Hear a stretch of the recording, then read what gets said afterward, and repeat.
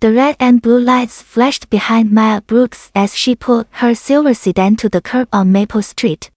It was 8:30 p.m., and the quiet neighborhood felt unusually tense.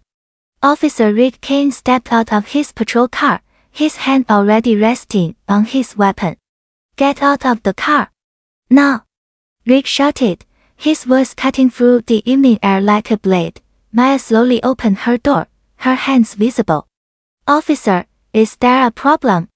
Don't you dare question me." Rick's face twisted with anger.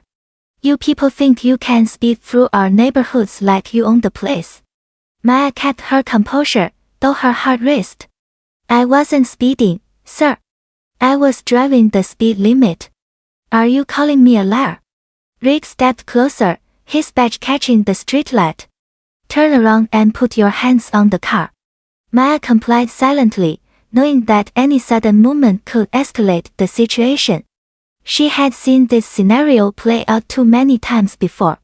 "I said turn around faster." Rick's patience snapped completely.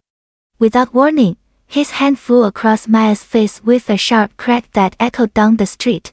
Maya's head jerked to the side, her cheek burning from the impact. She touched her face gently, feeling the sting, but remained silent. "Hey! Someone's recording!" a voice called out from across the street. Mrs. Chen stood on her porch, phone raised high, capturing every moment. Rick's eyes darted nervously toward the growing crowd of neighbors. "Mind your own business. You're under arrest for resisting arrest and assault on a police officer." Rick grabbed Maya's arms roughly, snapping handcuffs around her wrists. Maya didn't resist. She knew the truth would come out soon enough. The phone cameras kept rolling as Rick shoved her into the patrol car. At the precinct, Rick dragged Maya through the booking area, still fuming from the encounter. Captain Torres looked up from his paperwork as they entered. "What do we have here, Kane?" Torres asked, barely glancing at Maya. "Resisting arrest, assault on an officer, and speeding," Rick rattled off the charges proudly. Torres finally looked directly at Maya, and his face went pale. His coffee mug slipped from his hand, crashing to the floor. "Oh no! Oh God, no!" Torres whispered, his voice trembling. "What's wrong, Captain?" Rick asked, confused by his supervisor's reaction. Torres stood up slowly, his hands shaking. "Do you have any idea who you just arrested?" Rick shrugged. "Some troublemaker from the neighborhood. Let's Judge Maya Brooks. Federal Judge Maya Brooks." Torres's voice cracked with panic. The entire station fell silent. Rick's confident expression melted into horror as the weight of his actions crashed down on him. He had just assaulted one of the most respected judges in the federal court system. Within 30 minutes, FBI agent Sarah Chen strode through the precinct doors, her badge gleaming under the fluorescent lights. The atmosphere grew thick with tension as officers whispered among themselves. "I'm here about the assault on Judge Brooks," Chen announced, her voice carrying authority that silenced the room. Captain Torres wiped sweat from his forehead. "Agent Chen, this was just a misunderstanding." "A misunderstanding?"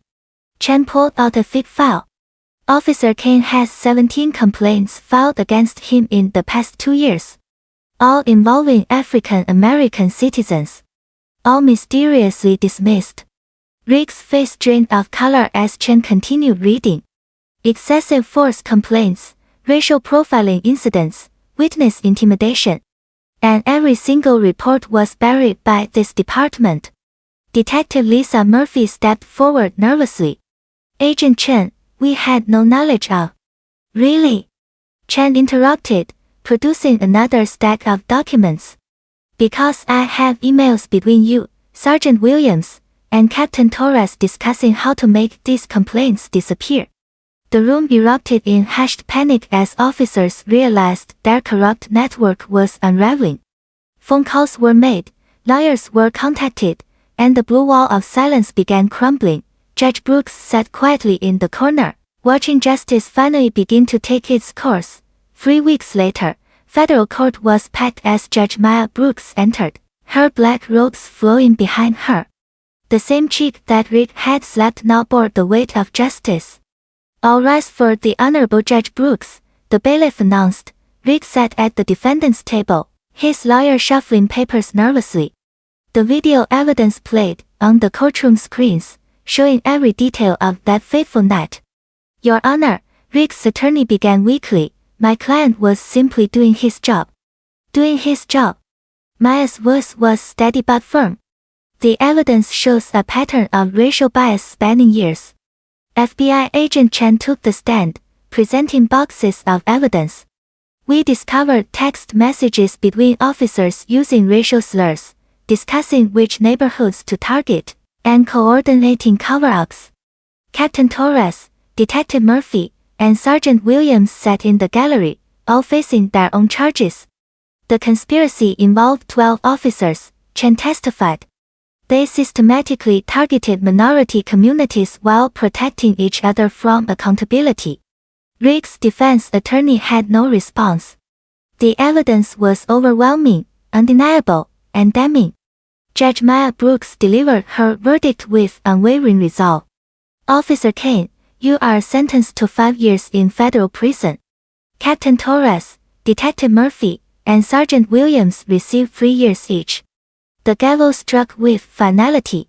Within months, the police department implemented body cameras, bias training, and community oversight boards. Maple Street neighbors gathered for unity rallies, transforming pain into progress and hope into lasting change.